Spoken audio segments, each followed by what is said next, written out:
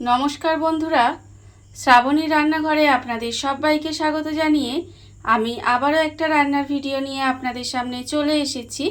आजकेर आमी आपनादेर आलू पटल दिए एकटा असाधारण रेसिपि बानिये देखाबो। आशा करी आपनादेर भालो लागबे। तार जोन्नो किन्तु आमार पुरो भिडियोटा आपनादेर देखते हबे और देखा शुरू करार आगे एकटा लाइक देबेन, सुंदर एकटा कमेंट करबेन और शेयर करते भूलबेन ना। ताहले चलुन आजकेर आमी आलू पटल दिए कि बानाई सेटा आपनारा एकबार देखे निन। रान्नाटा करार जोन्नो प्रथमे आमी एखाने देखुन ग्यासटा अन करे एकटा कड़ा बसिए दिएछि और कड़ाई दिएछि आमी 1 चामच मतो सर्षेर तेल।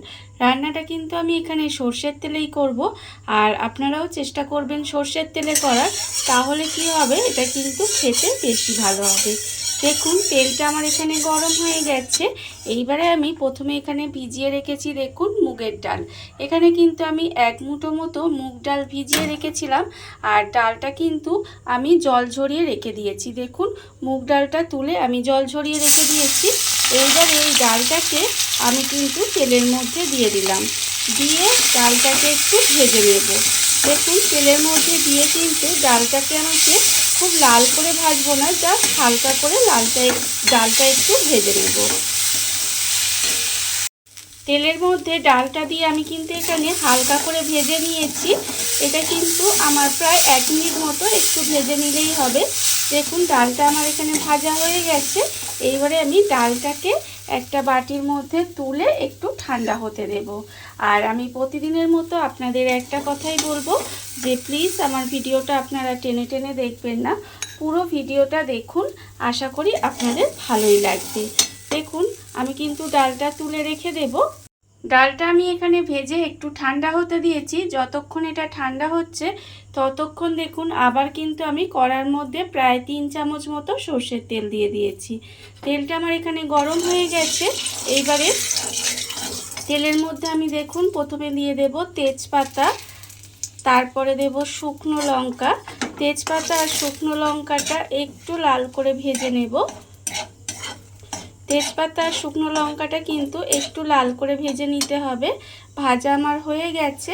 এইবারে আমি এর মধ্যে দিয়ে দেব 5 ফোড়ন।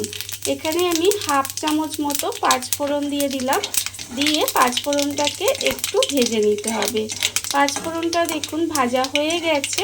এইবারে আমি এর মধ্যে দিয়ে দেব আলু আর পটল। এখানে কিন্তু আলু আর পটল আমি একসঙ্গেই দিয়ে দেব, দিয়ে আমি কিন্তু একটু ভেজে নেব। আর এই সময় কিন্তু আমি এর মধ্যে কোনো রকম নুন বা হলুদ দেব না। এইভাবে কিন্তু একসঙ্গেই আলু পটলটা একটু ভেজে নিতে হবে।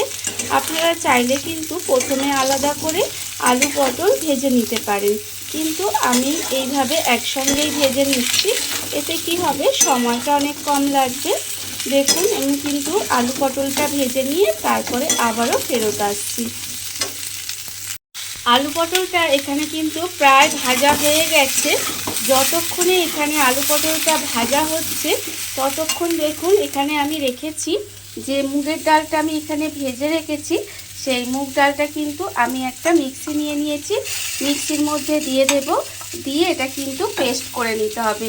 আর এর মধ্যে কিন্তু কোনো রকম জল দেওয়া যাবে না, এইভাবে ডালটা দিয়ে কিন্তু পেস্ট করে নিতে হবে।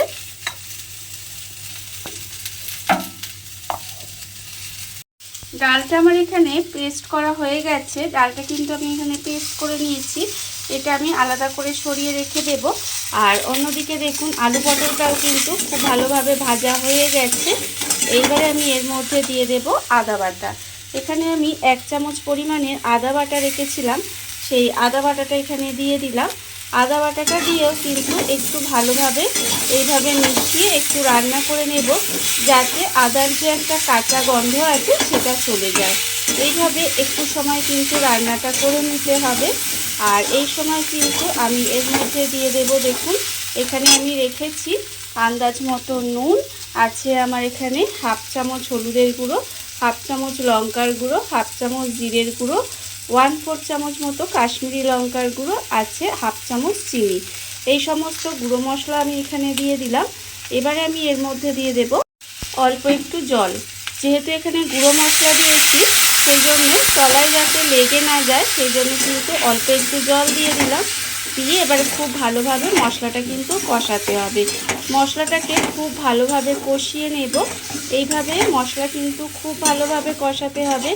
আর আপনারা সবাই জানেন মশলা যত ভালোভাবে কষানো হবে তত কিন্তু রান্নার স্বাদ ভালো হবে।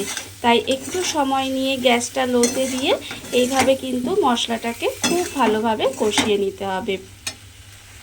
মশলা আমার এখানে খুব ভালোভাবে কষানো হয়ে গেছে। মশলা কিন্তু আমি এখানে খুব ভালোভাবে কষিয়ে নিয়েছি। এইবারে আমি এর মধ্যে দিয়ে দেব যে ডালটা আমি এখানে মিক্সির মধ্যে দিয়ে পেস্ট করে রেখেছিলাম, সেই ডালটা কিন্তু এর মধ্যে দিয়ে দেব। ডালটা কিন্তু এর মধ্যে দিয়ে দিতে হবে। দিয়ে খুব ভালোভাবে একটু মিশিয়ে নেব। মিশিয়ে আবারও কিন্তু একটু রান্না করে নিতে হবে। এইভাবে একটু মিশিয়ে রান্না করে নেব। মুগ ডালটা আমি এর মধ্যে দিয়ে 1 মিনিট মতো এইভাবে মিশিয়ে রান্না করে নিয়েছি। দেখুন আমার কিন্তু রান্না মুগ ডালটা মিশিয়ে হয়ে গেছে। এইবারে আমি এর মধ্যে দিয়ে দেব জল। এখানে কিন্তু পরিমাণ মতো জল দিয়ে দিতে হবে, তার কারণ আলুটা কিন্তু এখানে সেদ্ধ হবে, সেটা বুঝে কিন্তু আমি এখানে জলটা দেব। আমি এখানে 2 বাটি মতো জল দিলাম। দিয়ে এবারে গ্যাসটাকে লোতে দিয়ে আমি ঢাকা দিয়ে এইভাবে একটু রান্না হতে দেব, যাতে খুব ভালোভাবে আলুটা সেদ্ধ হয়ে যায়। দেখুন এইভাবে কিন্তু খুব ভালোভাবে একটু ঢেকে রান্না করতে হবে। যতক্ষণ না আলুটা সেদ্ধ হয়ে যায় ততক্ষণ পর্যন্ত আমি গ্যাসটা লোতে দিয়ে এইভাবে একটু সময় রান্না হতে দেব। গ্যাসটা লোতে দিয়ে এইভাবে আমি দেখুন কিছুক্ষণ রান্না হতে দিয়েছিলাম। এর ফলে কিন্তু আমার এখানে আলুটা খুব ভালোভাবে সেদ্ধ হয়ে গেছে আর পটলও তো সেদ্ধ হয়ে গেছে। দেখুন আমি কিন্তু এই ঘনত্বেই নামাবো, তার কারণ হচ্ছে এটা কিন্তু ঠান্ডা হলে আর একটু ঘন হয়ে যাবে। এইভাবে আপনারা আলু পটলের তরকারি তো অনেক রকমভাবে রান্না করে খেয়েছেন, একবার এইভাবে রান্না করে দেখবেন, খেতে কিন্তু অসম্ভব সুন্দর হয়। দেখুন নামানোর আগে শুধু আমি আর কিছুই দেব না, নামানোর আগে অল্প একটু ঘি দিয়ে দিলাম। ঘিটা দিয়ে খুব ভালোভাবে মিশিয়ে দেব।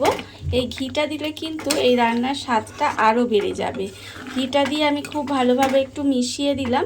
মিশিয়ে এবারে গ্যাসটা অফ করে দেব। অফ করে ঢাকা দিয়ে কিছুক্ষণ রেখে দিতে হবে। তারপরে আপনাদের পরিবেশন করে দেখাবো কেমন হলো। দেখুন বন্ধুরা, বাড়িতে থাকা কত অল্প উপকরণে কত অল্প সময় কত সুন্দর একটা আলু পটলের রেসিপি তৈরি হয়ে গেছে, আপনারা দেখতেই পেলেন। আর এটা কিন্তু খেতে অসম্ভব সুন্দর হয়। এইভাবে আপনারাও কিন্তু একদিন হলেও বাড়িতে বানিয়ে দেখতে পারেন। আর এই ভিডিওটা যদি আপনাদের ভালো লেগে থাকে, আপনারা যদি ফেসবুক থেকে দেখে থাকেন পেজটি ফলো করে দেওয়ার অনুরোধ রইল। আর যদি ইউটিউব থেকে দেখে থাকেন চ্যানেলটি সাবস্ক্রাইব করে নেওয়ার অনুরোধ রইল। তাহলে চলুন ভিডিওটা আমি এখানেই শেষ করছি। আপনারা সবাই ভালো থাকবেন, সুস্থ থাকবেন। আবারও হাজির হব নতুন কোনো রান্না নিয়ে।